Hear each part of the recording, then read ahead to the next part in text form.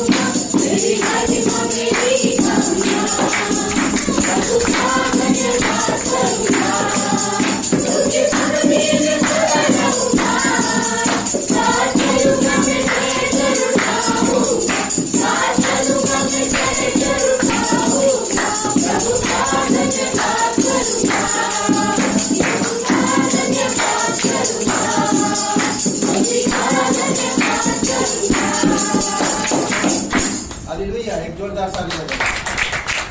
पवित्र परमेश्वर पिता, हम धन्यवाद देते हैं, तू दयालु और कृपालु, तू सच्चा परमेश्वर है प्रभु। तू अपनी अभिषेक तेल से हमारी अभिषेक किया है। धन्यवाद देते हैं, मृत्यु से तू हमें बचाया है, हमें नरक से, संसार से, शैतान की उन बंधनों से तू हमें छुड़ाया है और हमें नया जीवन दिया, हमें अनंत जीवन के मार्ग में ले आए। इसीलिए प्रभु तेरी महिमा करते हैं, धन्यवाद देते हैं। आज हमारा पिता यही इच्छा रही कि हम तेरी राज्य को पहले खोजे। हम जानते हैं कि जब जो कोई इंसान ऊपर भरोसा करता और तेरे मार्ग में चलता, अपने जीवन में तुझे प्राथमिकता देता और तेरे राज्य की खोज करता सबसे पहले, तो उसके लिए सब कुछ उपलब्ध कराता है। तो सच्चा और जीवित परमेश्वर, तो हमारा जीवन का रोटी, हमें भूख से बचाता है, हमें प्यास से बचाता है। प्रभु हम धन्यवाद देते हैं, तेरी महिमा करते हैं। पहले तुम प्रभु का राज तुला और उसकी धार्मिकता, और ये सब चीजें तुमको मिल जाएंगी। Hallelujah, hallelujah. पहले तुम प्रभु का राज तुलो और उसकी धार्मिकता,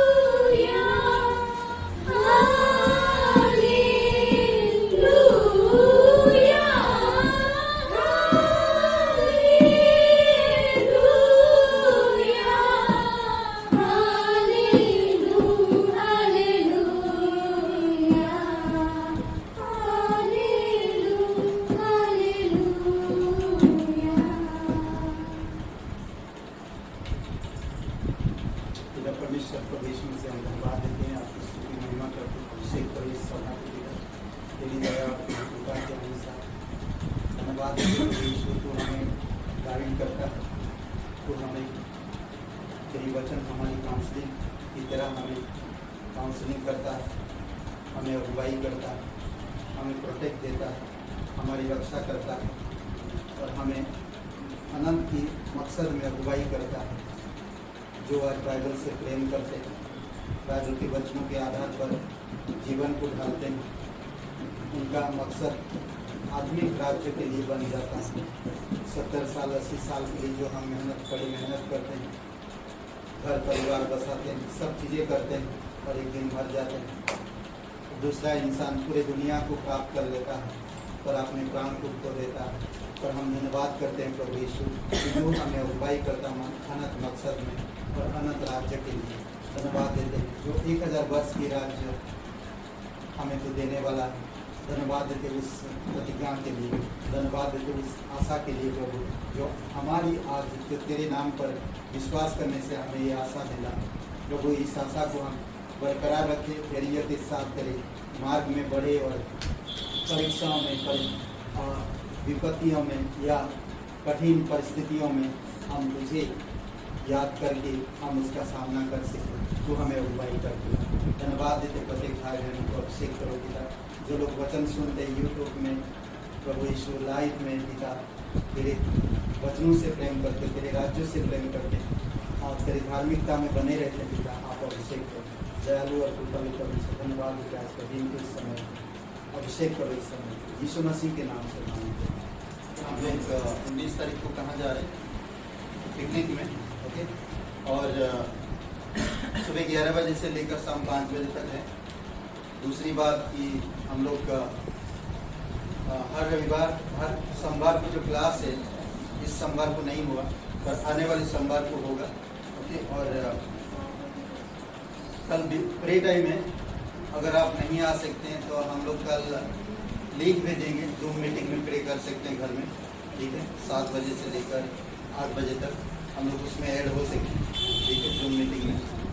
और हम लिंक भेज देंगे। अगर हम कोशिश कर रहे हैं कि जो लोग देखना चाहते करना चाहते हैं प्रे आ नहीं पाते हैं तो जूम मीटिंग में हम लोग प्रे टाइम करेंगे, ओके। इतना ही अनाउंसमेंट है और भेंट के लिए प्रार्थना करते हैं। पिता परमेश्वर प्रभु यीशु से हम धन्यवाद देते हैं, आपकी स्तुति महिमा करते हैं। जीवित और पराक्रमी परमेश्वर, स्वर्ग और पृथ्वी का रहने वाला पिता, अभिषेक करो इस समय से और इस भेंट को पिता। धन्यवाद तेरे लोगों को जो विश्वास से देते हैं और तेरी इच्छा तेरी दया के अनुसार पूर्ण करें। राजाओं का राजा, प्रभुओं का प्रभु, शक्तिमान परमेश्वर पिता, धन्यवाद देते हैं। उन्हें आशीषित करो पिता, उनकी व्यक्तिगत जीवन से आपकी अनुग्रह आपकी दया है। यीशु मसीह के नाम से मांगते हैं, आमीन।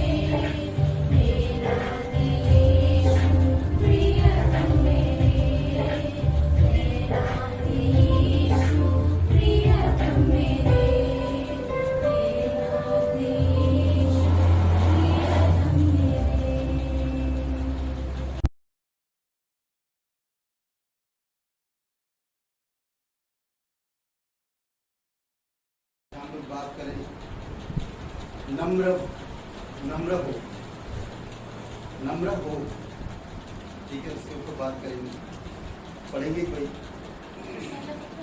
पहला पत्रस 5:5 से 7, पहला पत्रस 5वां अध्याय 5 से 7। इसी प्रकार है नवयुवकों, तुम भी प्राचीनों के अधीन रहो, वरन तुम भी सबके कौन सा पद? पांचवें पहला पत्रस हाँ पहले सही सही है है? 5 से 7 है ना। 5 से 7। इसी प्रकार है नवयुवकों, तुम भी प्राचीनों के अधीन रहो, वरन तुम सब के सब एक दूसरे की सेवा के लिए दीनता से कमर बांधे रहो, क्योंकि परमेश्वर अभिमानियों का विरोध करता है, परंतु दिनों पर अनुग्रह करता है। इसलिए परमेश्वर के बलवान हाथ के नीचे दीनता से रहो, जिससे वह तुम्हें उचित समय पर बढ़ाए। अपनी सारी चिंता उसी पर डाल दो, क्योंकि उसको तुम्हारा ध्यान है। पिता परमेश्वर को विष्णु से हम धन्यवाद देते हैं, आपकी स्तुति महिमा करते हैं। सारा आदर सारा महिमा हम तुझे देते हैं। दयालु और कृपालु परमेश्वर धन्यवाद देते हैं।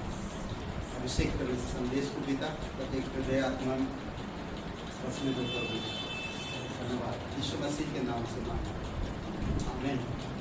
ओके, यहाँ पर हरीश के नाना जी दादाजी है, दादा ना नाना दादा जी है, स्वागत है आपका, बहुत बहुत धन्यवाद। रामपाल जी स्वागत है, बहुत बहुत धन्यवाद। ठीक है, ओके, आज हम लोग बात करेंगे क्या, नम्र हो।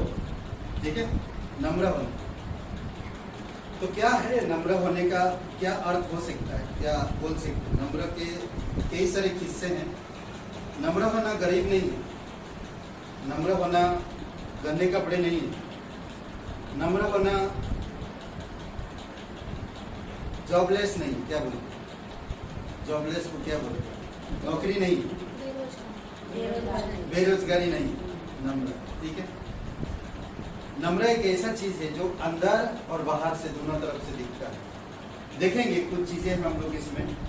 और नम्र व्यक्ति को परमेश्वर पसंद करता है, समझ रहे, नम्र व्यक्ति को परमेश्वर पसंद करता है और अभिमानों का विरोध करता है। अभिमानी जो होते हैं, अहंकार जो होते हैं, घमंडी जो होते हैं, घमंड करने वाले, ठीक है, उनको विरोध करता परमेश्वर। सबसे पहले हम देखते हैं कि पहले ही यह हमें चेतावनी दिया गया पहला पत्रस की किताब में चेतावनी दी थी कि विश्वासी लोग सरकारी अधिकारी के अधीन रहे। पहला पत्रस 2 अध्याय 13 से लेकर 17 में हर एक जो अधिकारी है, विश्वासी लोग उनके अधीन होना चाहिए। रूल नहीं तोड़ना चाहिए, कानून नहीं तोड़ना चाहिए, कानून के दायरे में रहना चाहिए। परमेश्वर क्या कहता है कि तुम जो कानून, तुम जिस शहर में रहते हो, जिस देश में रहते हो, उस देश की कानून को तुम फॉलो नहीं कर सकते, तो मेरे कानून को कैसे फॉलो। तो इसीलिए हमें एक चेतावनी देता है कि तुम्हारी अधिकारियों की सरकार के अधीन या अधिकारियों के अधीन रहो। अधीन रहना, कानून के दायरे में रहना, सीमा के बाहर नहीं जाना। ठीक है, दूसरी बात कहता है गुलाम या दास अपने स्वामी के अधीन रहो। कोई भी गुलाम या दास या नौकर अपने मालिक के अधीन रहना चाहिए। पहला पत्रस का 2 अध्याय 18 से 25 में। फिर हम तीसरा पॉइंट में देखते हैं, पत्नियों को अपने पति के अधीन रहना चाहिए। ये भी हमें बताता है अधीन रहने के लिए क्या है। बार पत्रस को अधीन का मतलब अच्छी तरह से अनुभव हो चुका था। उसने जब यीशु मसीह के साथ रहा, अपने स्वामी के साथ रहा, उसका स्वामी कई बार उसे डांटा भी है, 1-2 बार, और कई सारे चमत्कार भी देखा है। और अधीनता के दायरे में ही ये हम कर पाएंगे। पहला पत्रस का 3 अध्याय 1 से 7 में ना, पत्नियों को अपने पति के अधीन रहना चाहिए। अब हम सब विश्वासियों को यह आज्ञा देता पत्रस कि वे परमेश्वर और एक दूसरे के अधीन रहना चाहिए। हर एक विश्वास परमेश्वर के अधीन रहना चाहिए और एक दूसरे के भी अधीन रहना चाहिए। कितना अच्छी बात है। सबसे पहली बात कहता कि सभी विश्वासी लोगों को, युवा या वृद्ध विश्वासी लोगों को एक दूसरे के अधीन रहना चाहिए। युवा हो या वृद्ध, एक दूसरे के अधीन होना चाहिए। कुछ बातें जो हमें परमेश्वर से इतना दूर ले जाता है कि हम लौट के भी नहीं आ पाते, और कुछ ऐसे चीजें हैं जो परमेश्वर के इतना करीब लेकर आता है जो आप सोच के भी समझ नहीं पाते कि मैं इतना करीब कैसे हो गया। समझ रहे हैं? और दूसरी बात, सभी लोगों को परमेश्वर के अधीन रहना चाहिए। हर एक इंसान परमेश्वर के अधीन होना चाहिए। परमेश्वर का डर होना चाहिए, परमेश्वर का भय होना चाहिए। दीनता से कमर बांधे रहो, दीनता से कमर बांधे। कमर बहुत इंपॉर्टेंट, कमर बहुत जरूरी है। अगर कमर कमजोर है तो भार उठा नहीं पाएंगे, चलने में दिक्कत हुई, परेशानी हुई। समझ रहे? इसीलिए बहुत जरूरी कि आपको मुझे समझ लो। ओके, एक उदाहरण के तौर पे हम देखते हैं, एक उदाहरण के तौर पे हम देखेंगे यीशु मसीह के बारे में। ठीक है, यीशु मसीह का यूहन्ना का 13 अध्याय में जब सब लोग एक साथ भोजन करने बैठे, वहां पर शैतान किसी के अंदर घुस गया। शैतान घुस गया किसके अंदर? है? एक इंसान के अंदर शैतान घुसा। एक चेला था यीशु का, उसके अंदर शैतान घुस गया। सोचिए उसका अधीनता कैसा होगा ना यहूदा के अंदर। और वहां पर यीशु जानने के बावजूद भी अपने कपड़े को अलग करता है और तौलिया लेता है, गमछा लेता है और कमर कसता है। वो दास का प्रतीक दिखाता है ना, नम्रता का प्रतीक बता रहा है, दास का प्रतीक। एक दास को गमछा जरूरी होता है। जो मजदूरी काम करता है, मेहनत करता है, उसको गमछा चाहिए क्योंकि उसको पसीना आता है पूछने के बाद, गमछा में हवा डालने के लिए। समझ रहे हैं? तो यीशु ने अपने वस्त्र उतार कर, ऊपर की वस्त्र उतार कर, वचन 4 पढ़ेंगे, 13 अध्याय का वचन 4, यूहन्ना का 13 अध्याय वचन 4।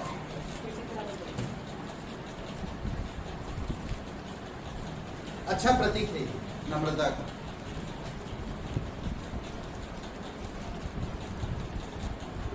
मिला?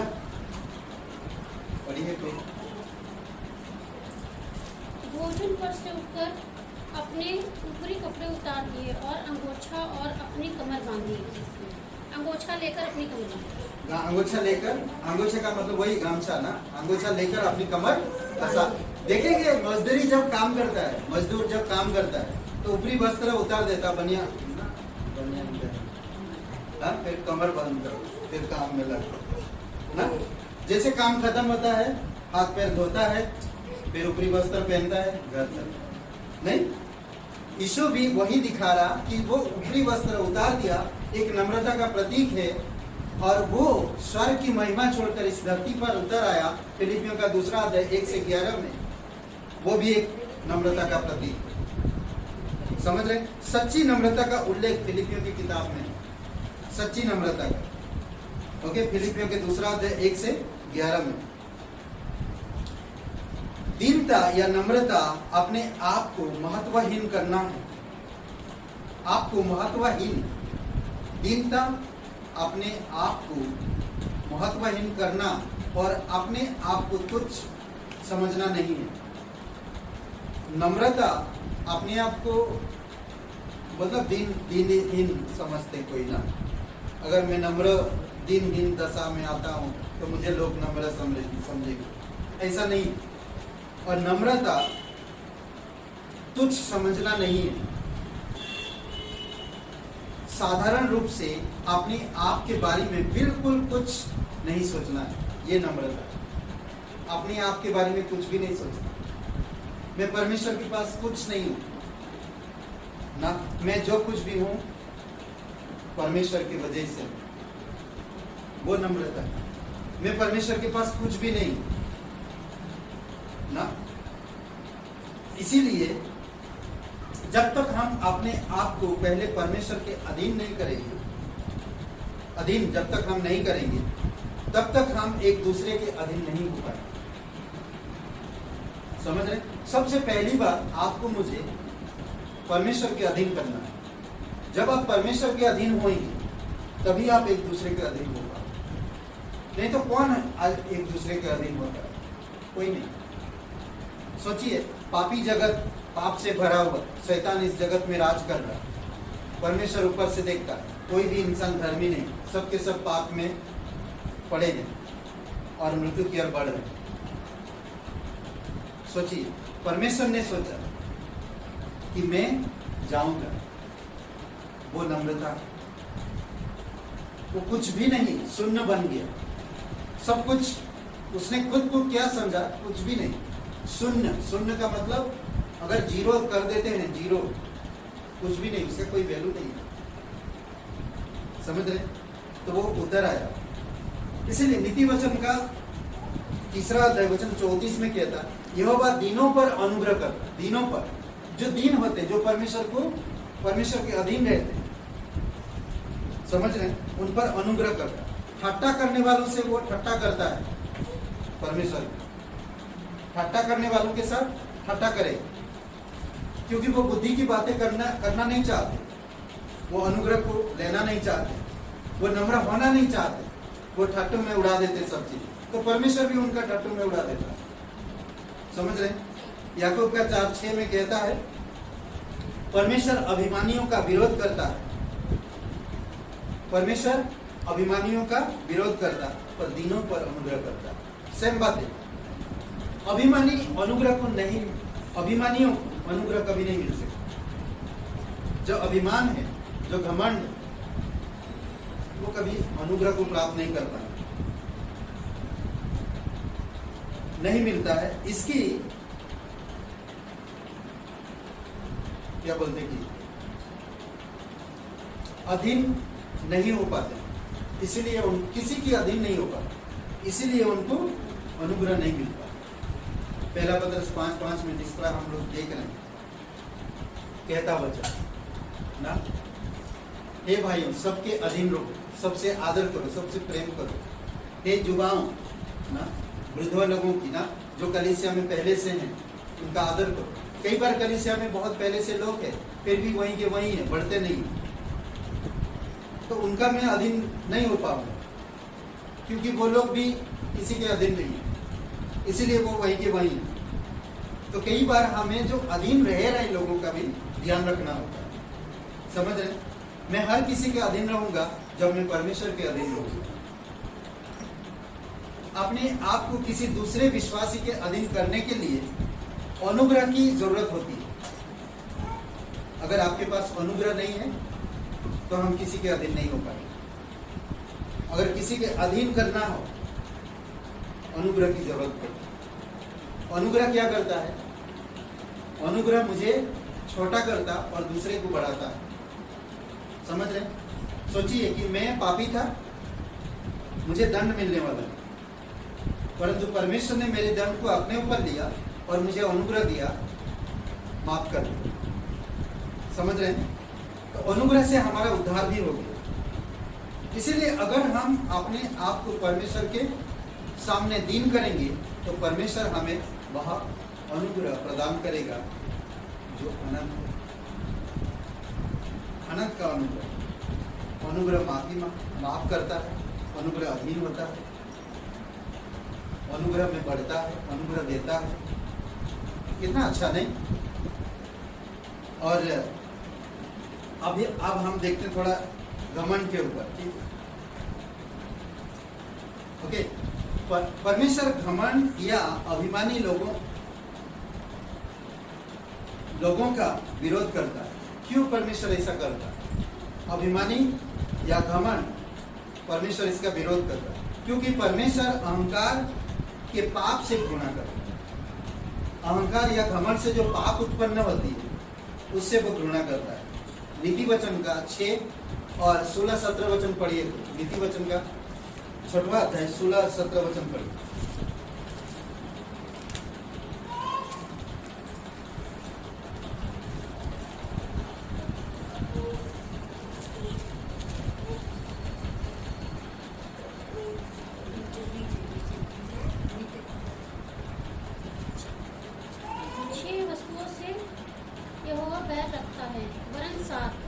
जिससे उसको घृणा है, अर्थात घमंड से चढ़ी हुई आंखें, झूठ बोलने वाली जीभ। एक तो पहली बात आंख, घमंड से चढ़ी हुई आंख, ठीक है।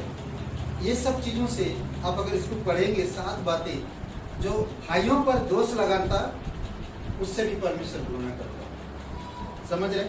और 8 का 13 पढ़िए, पूरा मत पढ़िए, 8 का 13 पूरा पढ़िए।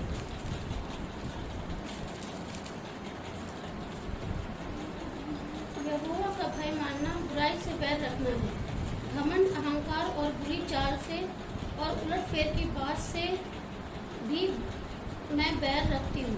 ओके, उलटफेर की बुरी चाल से, ये सब चीजों से, पाप से घृणा करता। अभिमान या अभिमान ने लूसीफर, एक बहुत खूबसूरत स्वर्गदूत, ताकतवर, सब कुछ परमेश्वर से दिया था, जिसका नाम था लूसीफर। अभिमान से वो शैतान बन गया। क्या बन गया? शैतान बन गया, घमंड ना। इसीलिए घमंड को त्यागो, अनुग्रह, नम्र बनो। नम्र होंगे, अनुग्रह प्राप्त करोगे। अनुग्रह निर्बलता में, घटी कमी में या नासमझ में अनुग्रह मदद करता है। पर एक बार घमंडी होता जो, परमेश्वर भी उसका मदद नहीं करता, वो अलग हो जाता है। ऐसा है 14 अध्याय 12 से 15। वह अहंकार ही था, वह अहंकारी था, परमेश्वर के समान बनने की इच्छा रखता था। उसी इच्छा से उसने इंसान यानी कि हवा को भी निषेध फल को लेने या तोड़ने के लिए उकसाया। जो परमेश्वर निषेध किया था, मना किया था, उसको लेने के लिए उसने उकसाया। अगर तुम लोगे, तुम परमेश्वर के समान बन जाओ। वो क्या? वही सोचा था, मैं अगर परमेश्वर की सिंहासन के ऊपर सिंहासन खड़ा करूंगा और मैं खुद परमेश्वर बनूंगा। सोचिए।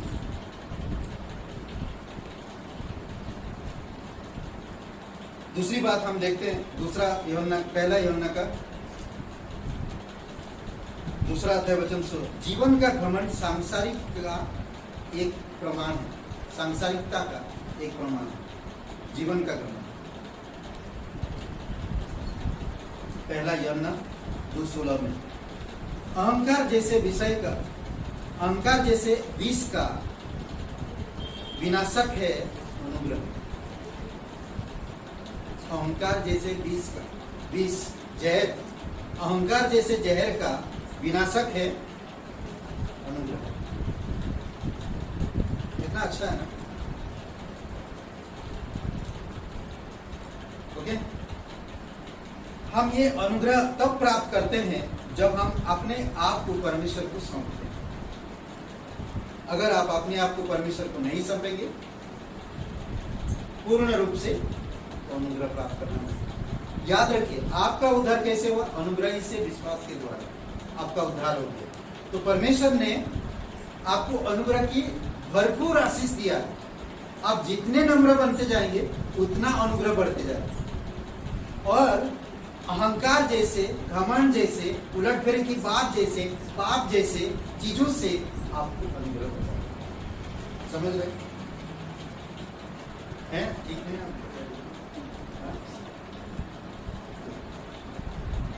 उफान, नदियों में उफान क्यों है? अभी सारे नदियों में देखेंगे उफान पर, नदी क्यों ऐसा?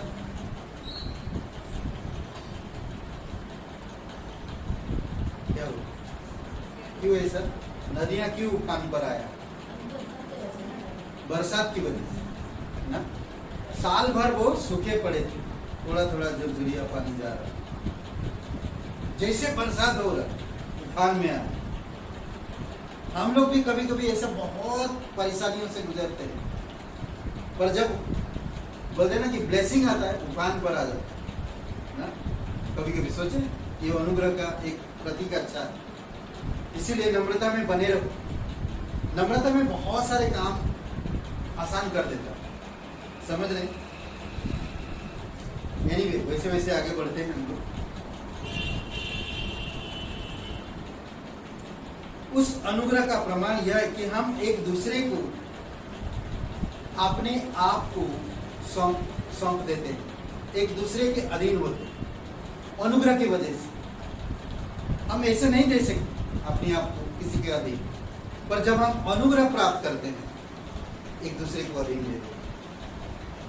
परमेश्वर किसी व्यक्ति को कभी आगे नहीं बढ़ाता या ऊपर नहीं उठाता। ऊपर उठाने का मतलब धनवान बनाना या बुद्धिमान बनाना या ऊंचा पे लाना ना, प्रतिष्ठित करना, जब तक कि वह व्यक्ति उसके लिए तैयार नहीं रहता। कोई इंसान अगर परमेश्वर के लिए तैयार है, मैं नम्र होने के लिए तैयार हूं, आप मुझे नम्र करो। मैं विश्वास में बढ़ना चाहता, मेरा विश्वास को बढ़ाओ। मैं प्रेम में लोगों को संभालना चाहता, मेरे अंदर प्रेम बढ़े ना। इसी प्रकार से जब तक आप इजाजत नहीं देंगे तो परमेश्वर आपको ना तो बढ़ा सकता, ना तो घटा सकता, ना ऊपर। जब आप मेहनत करते हैं परमेश्वर के राज्य में, तो परमेश्वर आपको उठाता है। ओके, आप देखेंगे कि यीशु को ऊपर उठाने से पहले क्या किया यीशु?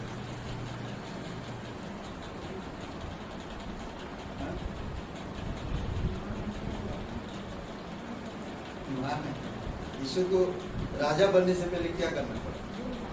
दुख उठाना। क्रूस, बोलते ना कि पहले क्रूस फिर बाद में मुकुट। पहले क्रूस है, बाद में मुकुट। पहले दुख सहना, फिर उसके बाद महिमा पाना।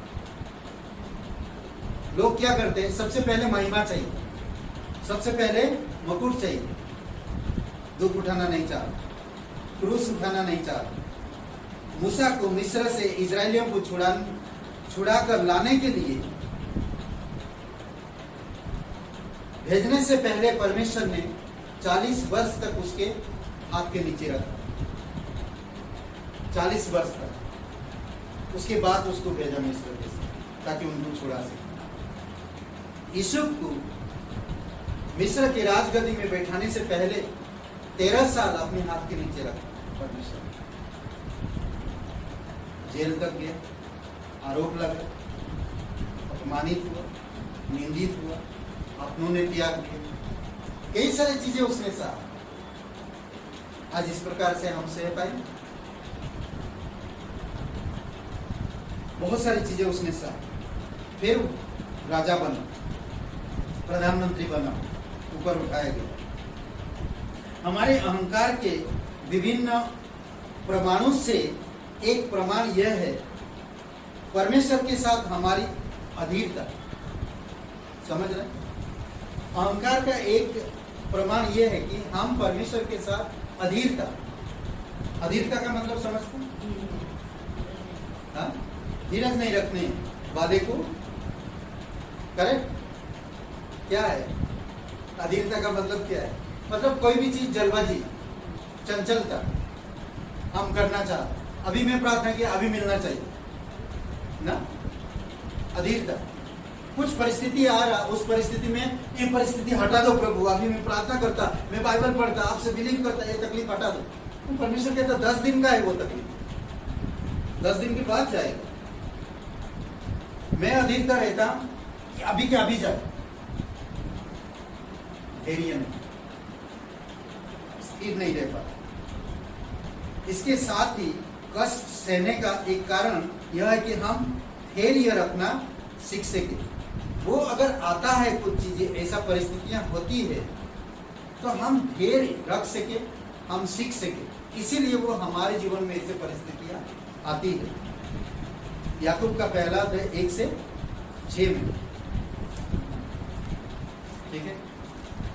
जब परीक्षाएं विभिन्न प्रकार की आप परीक्षाओं में पढ़ो तो आनंद की बात समझो, ना आनंद की बात समझो, समझ रहे हैं? क्योंकि आपके विश्वास को परखने के लिए वो सारी चीजें आ रहा है। जब आपका विश्वास परखा जाएगा तो क्या चीज पैदा होगा? धीरज।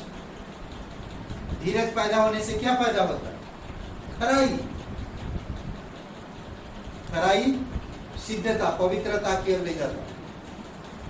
और जब आप खराई में चलते हैं, ऊपर से बुद्धि आता है और आप बुद्धिमान होते हैं। समझ रहे हैं? तब हम इस संदेह, ये सब चीजों से हम दूर रहते हैं। समझ रहे हैं? ये सारी चीजें होती हैं जब हम परिस्थितियों को देखकर धीरज रखते हैं। धीरज से विश्वास हमारी परखा जाता है।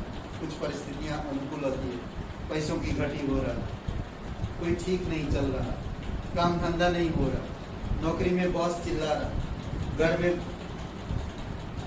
खाने की तंगी पड़ी, कई सारे ऐसी चीजें हो सकता है। ये चीजें आना हमारे लिए बोलते ना कि आनंद की बात, ताकि हमारी विश्वास परखा जाए। और जब हमारी विश्वास परखा जाता है, खराई कितना अच्छा है, नहीं? पतरस यीशु को कहते सुना हुए कि जो अपने आप को छोटा करेगा वो बड़ा होगा, और जो अपने आप को बड़ा करेगा वो छोटा होगा। यीशु ने कई बार बताया, लूका का 14:11 में, ठीक है? ये पतरस सुना है, तभी ये पतरस लिख रहा। अद्भुत बातें, तभी वो पतरस कह रहा। परमेश्वर के साथ इस प्रकार का संबंध रखने का एक लाभ है कि हम अपना बोझ उसकी देखरेख में छोड़ दें ना। अपनी घर, अपनी जीवन, अपनी परिवार, उसकी देखरेख में छोड़ देने का अवसर प्राप्त होता है। जब हम परिस्थितियों में घिरे रहते हैं तो हम उस परिस्थिति में अपना बोझ उसको दे दें, परमेश्वर।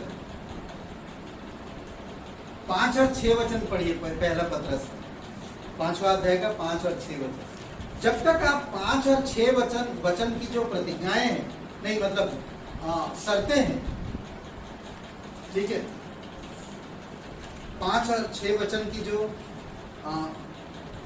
शर्तें हैं, शर्तें रखी गई है, अगर उसको आप पूरा नहीं कर सकते हैं तो आप 7 वचन की अद्भुत प्रतिज्ञा को दावा नहीं कर सकते।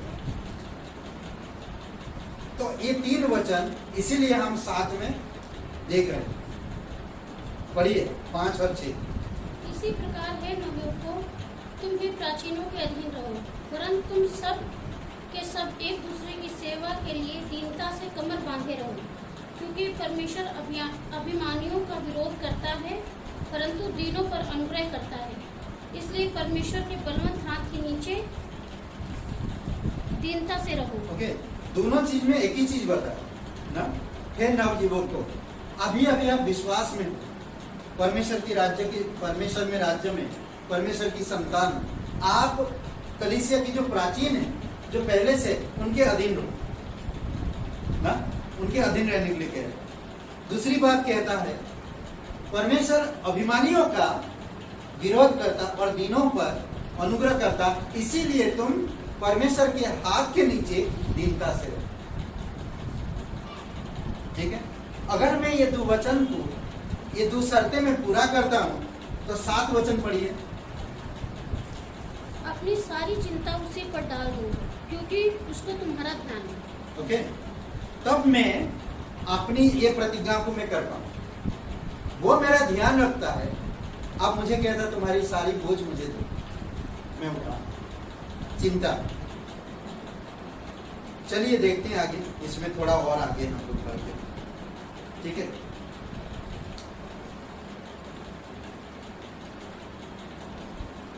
देखरेख या देखभाल का अर्थ चिंता, बेचैनी, टूट जाने की स्थिति है।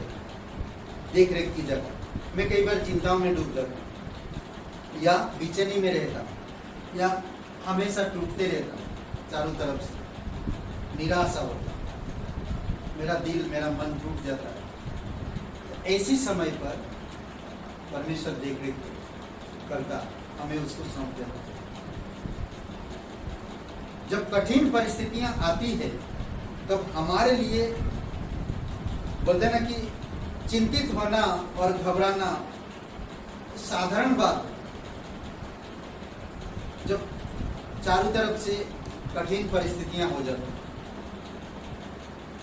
कल हम किसी से मिले, कोई बोले LIC या पैसा जमा करते म्यूचुअल फंड उसमें, तो बुलाए थे, बातचीत किए, तो बोलते आपकी अभी प्रायोरिटी क्या है, आपकी 4 बच्चे हैं, आपकी प्रायोरिटी क्या है? मैं बोला प्रायोरिटी मेरा परमेश्वर है। मुझे शक्ल देखा, एक समय के लिए वो चुप हो गया, फिर मेरा चेहरा देखा। मैं बोला यही मेरा प्रायोरिटी, प्राथमिकता यही है कि मैं उसकी इच्छा पूरी करूँ। ये कब चला जाऊंगा पता नहीं, जान कोई भरोसा नहीं। LIC करूंगा, मर गया तो मेरे बच्चों को भी नहीं मिलेगा, नहीं मालूम मिलेगा क्या नहीं मिलेगा। बीवी 10 बार जाएगा आएगा, ना खाना बनाएगा, कोई तो मदद करने वाला होएगा नहीं। LIC करने के बाद भाग दौड़ करते रहो, नहीं, कई बार हम लोग को ये चीजें मिलता भी नहीं। तो उस मेरा चेहरा देख लो, 1 घंटा तो हम लोग को मतलब बातें करते रहा, नहीं भी। अगर हम ऐसा करते हैं, कैसा, अगर हम ऐसा करते हैं तो हम परमेश्वर की आशीष से वंचित हो जाएंगे। जब कठिन परिस्थितियां आता, उस समय आपको आनंद रहने की बजाय, परमेश्वर के अधीन होने की बजाय, आप अगर घबराहट, चिंता, टूटते हैं, बेचैनी रहते हैं, तो आप परमेश्वर की आशीष से वंचित रहते हैं। समझ रहे हैं? परमेश्वर की आशीष से आप दूर हो जाते, समझ रहे हैं?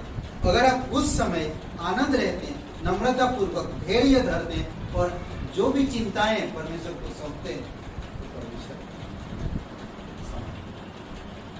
अच्छा है ना।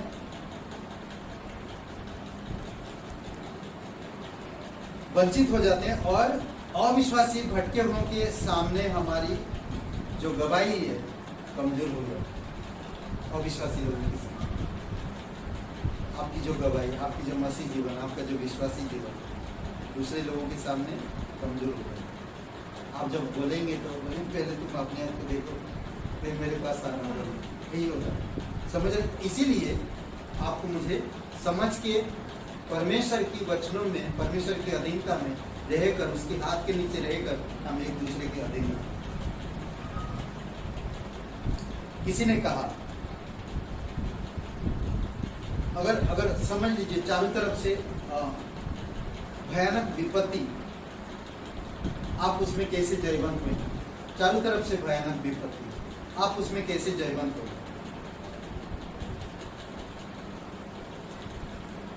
ऐसे परिस्थिति में हम जयवंत होना चाहते हैं तो परमेश्वर के नाम को महिमा देना होगा। हमें परमेश्वर की आंतरिक शांति को जरूरत है। उस समय, ऐसे समय पर मुझे परमेश्वर के पास आना हो, अपने आप को सौंपना हो और फिर परमेश्वर की शांति की जरूरत है। अंदर से मुझे शांति की जरूरत है। किसी ने कहा, जज मॉरिसन ने कहा, परमेश्वर अपनी संतानों को लापरवाह बनाने के लिए उन्हें चिंता मुक्त नहीं बनाता, चिंताओं में रखता है, चिंता मुक्त नहीं बनाता। अगर चिंता मुक्त हो जाएंगे तो हम बहुत सारे लापरवाही कर सकते हैं। इसीलिए विपत्तियां आना आपके जीवन में, विश्वासी के जीवन में आनंद की बात। पहला पत्रस 5:7 के अनुसार अगर एक ही बार और सब कुछ, हमारे सारी चिंता अतीत की, वर्तमान की और भविष्य की प्रभु को दे देना चाहिए। एक ही बार में, समझ रहे? सारी चिंता, भूत, वर्तमान और भविष्य सारी चिंता दे देना चाहिए। कई बार हम लोग पता है कि थोड़ा चिंता देते हैं, थोड़ा नहीं देते, बड़ा चिंता दे देंगे, छोटा चिंता नहीं देंगे, फिर वो छोटा चिंता आपके जीवन में बड़ा बन जाएगा। समझ रहे हैं? कई बार लोग बोलते एक साथ हम लोग ऑफरिंग नहीं डाला तो ज्यादा दिखता है, उनकी विचार एक साथ भेंट नहीं डालेंगे, हर हफ्ता थोड़ा थोड़ा डालेंगे तो मालूम पड़ा वो खर्चा ही होगा। प्रॉब्लम है ना, आपने परमेश्वर की पैसा को थोड़ा थोड़ा करके डालने के लिए सोचा, परंतु कुछ ऐसा आ गया कि वो पैसा ही आप खर्चा करते, तो एक ही साथ डाल देते तो आप परमेश्वर की आशीष को प्राप्त करते। कई बार आप और मैं भी इसी प्रकार से परमेश्वर की सामने यही करते, छोटा चिंता जाने ये मैं संभाल लूँ, वही तो प्रॉब्लम है। छोटा हो या बड़ा, सब कुछ परमेश्वर को सौंप दो, भूत हो या वर्तमान। देखिए, भूतकाल को हम बदल नहीं सकते, वर्तमान हम सौंप सकते, भविष्य को हम जानते नहीं ना, तो मैं उसकी चिंता क्यों करूं, उसकी चिंता क्यों करूं, जिसको मैं जानता नहीं उसकी चिंता क्यों, जो चला गया उसकी चिंता क्यों। कई बार लोग यही सोचते हैं, अरे पिछली बार ऐसा हुआ था, अब नहीं करें, पिछले का सोच के चिंता में करो। जो हो गया उसको मैं नहीं बदल सकता, जो होने वाला उसको मैं नहीं जानता, तो है मेरे पास पूरा दे दो, पिछला हो या अभी हो या आगे हो, सबके सब दे दो।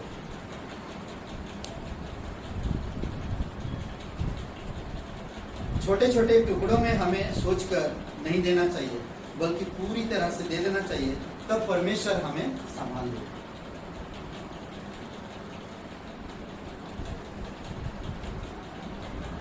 तैतीस साल तक यीशु मसीह रहा, 3 साल, 3.5 साल तक यीशु मसीह ने प्रचार किया और 12 शिष्यों को चुना, और वो 12 शिष्य उसके साथ थे 3 साल तक।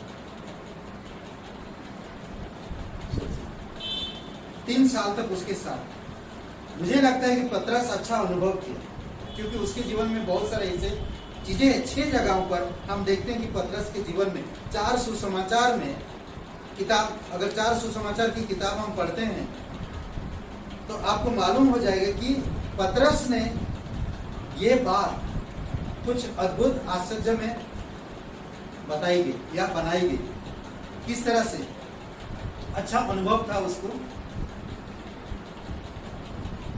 सबसे पहले हम देखते हैं कि पतरस, यीशु ने पतरस की सास को चंगा किया था। मरकुस का 1 अध्याय 29 और 31 वचन। यीशु मसीह ने पतरस के सास को चंगाई दिया था। पतरस को ये बात पता है। यीशु ने उसे बड़ी मछली, बहुत से मछली पकड़ने दिया। लूका का 5वां अध्याय 1 से 11। बहुत सारी मछली पकड़ा, वो दिन भर पकड़ा नहीं था ना, मछली पकड़ा, बहुत सारे, दिन भर मेहनत किया था उसने, रात भर मेहनत किया था, नहीं मिला। दिन में जाके ठंडा पानी में, गहराई में मछली पकड़ी। दिन में मछली कहाँ चले जाते हैं? नजदीक नहीं रहते, किनारे, गहराई में चले जाते दिन में। रात में किनारे आते, वो रात भर मछली पकड़ी पर कुछ नहीं मिला। तो यीशु ने उसको मछली पकड़वाया, तो दिखाया, चल गहरे पानी में जाल डाल। प्रभु मैं तो दिन रात भर मेहनत किया, कुछ नहीं आया, चलो आप कह रहे हैं तो आप जान ही दे।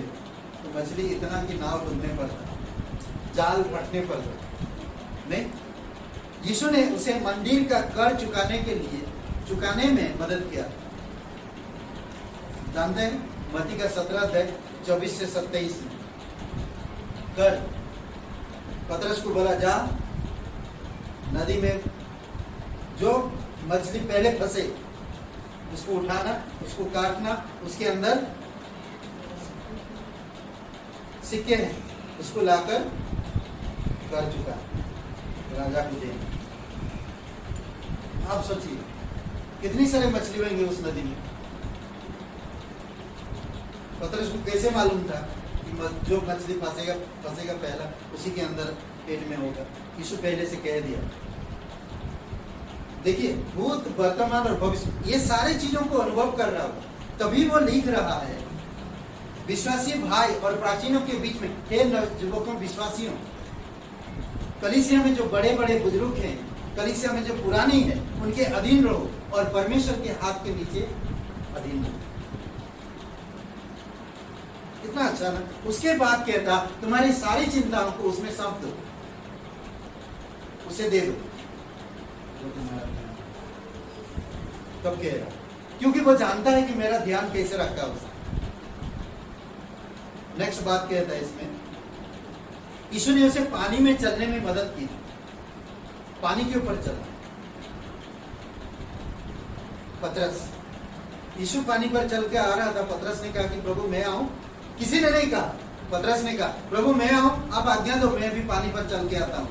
आप सोचिए, जो जिंदगी में पानी में काम कर रहा था, मच्छी पकड़ रहा था, आज पानी के ऊपर कुछ चल रहा है जो कभी नहीं चला। मत्ती का 14:22 से लेकर 33 में।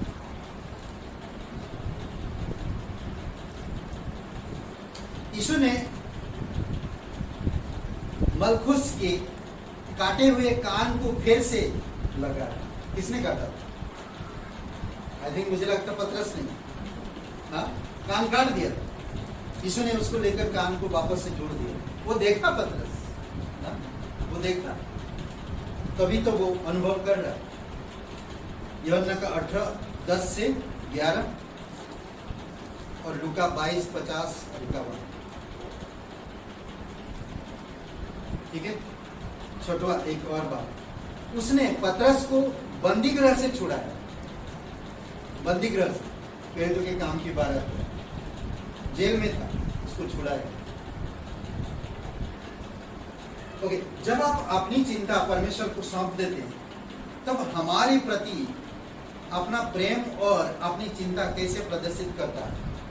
जब आप उसको चिंता सब दे देते हैं, तो आपके प्रति कैसे अपना प्रेम और अपनी प्रति आप उसका प्रेम कैसा रहेगा, कैसे प्रदर्शित होगा। कभी अनुभव किया आपने? कभी सोचा है?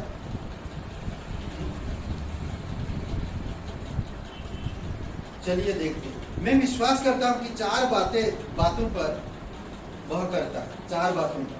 कौन सी 4 बातें हो सकती? देखिए मैं बताता हूं। वह हमें साहस प्रदान करता है जब हम सारी चिंता दे देते। साहस प्रदान। साहस क्या करता? विपत्तियों में या कठिनाइयों में डट के खड़े होने के लिए साहस देता। समझ रहे हैं? वो साहस प्रदान करता है ताकि हम अपनी चिंताओं का सामना ईमानदारी के साथ करें और उससे दूर भागे। ऐसा है 40:10। ओके, सामना ईमानदारी के साथ करें और उनसे दूर भागे, जिसके कारण विपत्तियां, चिंताएं आती हैं। समझ रहे? किसके कारण आता है? अगर मैं अपने आप को भाइयों के अधीन नहीं कर रहा हूं, परमेश्वर के हाथ के नीचे दीनता में नहीं रह रहा हूं, तो चिंताएं तो आएगी। समझ रहे? 40:10 पढ़िए। ऐसा है 40:10।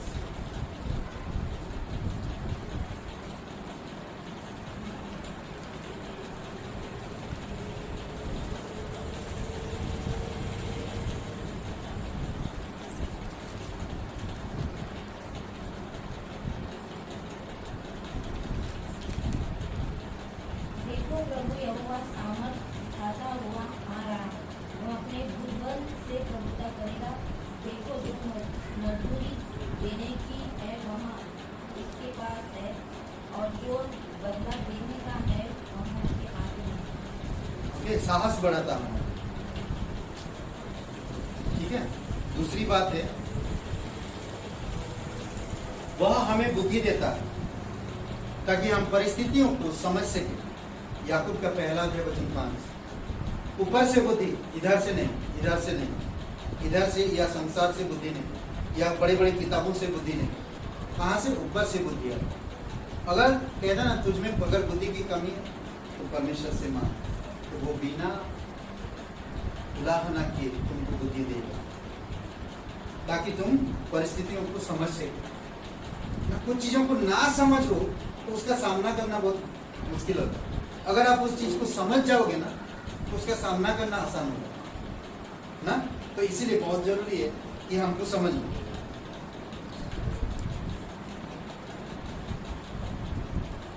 ठीक है। तीसरी बात, वह हमें सामर्थ्य प्रदान करता है ताकि हम वह काम कर सके जो हमें करना चाहिए। फिलिपियों का 4 अध्याय और वचन 13। उसकी सामर्थ्य के द्वारा हम सब कुछ कर सकते हैं, सब कुछ कर सकते हैं उसकी सामर्थ्य के द्वारा। जब परिस्थितियां आती है, कठिनाई आता है, तो हमें उसकी सामर्थ्य के साथ उसका सामना करना है, तो हम कर सकते हैं। ठीक है। चौथी बात, हमें विश्वास प्रदान करता है ताकि हम उस पर भरोसा रखें कि वो हमारे शेष कार्य को करेगा। विश्वास प्रदान करता है। ठीक है। वचन संहिता 37 और वचन 5 क्या बोलता है? इतना बढ़िया वचन। 37 का 5, 37:5। अपनी सारी चिंता यहोवा पर डाल। सही है। भूल जाते हैं आप लोग, एक वचन याद रखना।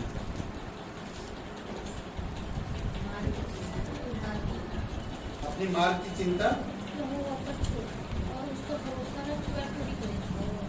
उस पर विश्वास कर, वही पूरी करेगा। समझे? वचन संहिता 55 और वचन 7 में कहता है कि वो हमें बहुत तुम्हें संभालेगा, बहुत तुम्हें संभालेगा। क्यों आपको संभालेगा भाई? कभी कभी होता नहीं, क्यों संभालेगा? सिंपल,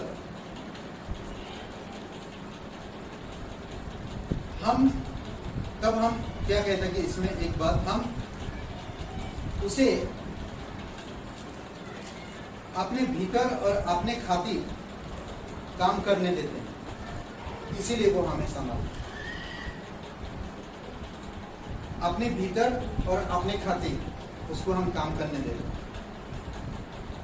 अगर आप नहीं देंगे तो आप घमंडी रहेंगे, नम्र नहीं बन पाएंगे, वो संभाल नहीं कर, वो नहीं संभाल पाएगा। तो कभी कभी देखेंगे बेहोश करते हैं डॉक्टर लोग, बेहोश करते हैं, बेहोश करते हैं, तब काम करते हैं, नहीं तो नहीं कर पाएंगे। उनको दर्द होगा, लात मारेंगे, मालूम पड़ा डॉक्टर को जाके सुनना छुरा लग गया, नहीं समझे? कुछ भी कैसा भी, शेर को तीर से बेहोश कर, फिर बेहोश हो जाता है। अगर घाव है उसको तो घाव में ठीक कर दो। अगर वैसे शेर के पास, घाव वाले शेर के पास पहुंच जाएंगे तो वो आपको खाना बना देंगे, अपना खाना बना देंगे ना। तो इसीलिए तो परमेश्वर भी कभी कभी बोलते ना, अपने आप को सौंप दो, बोलते हमारी क्या बोलते, अपने खातिर, अपने भीतर उसको काम करने दो, तो वो संभालेगा अच्छा से। वो साफ करता ना अंदर से। ये दिमाग घमंड उत्पन्न करता है, इसको गांठ बांधते हो, इसको सिलाई करो। ये आंखें जो है ना, इसका आंखें बहुत चढ़ी हुई है, घमंड में चढ़ी हुई है संसार की चीजों में, तो आंखों को थोड़ा रोक, कुछ कर दो परमेश्वर की वचन। तो परमेश्वर इस तरह से काम करता है।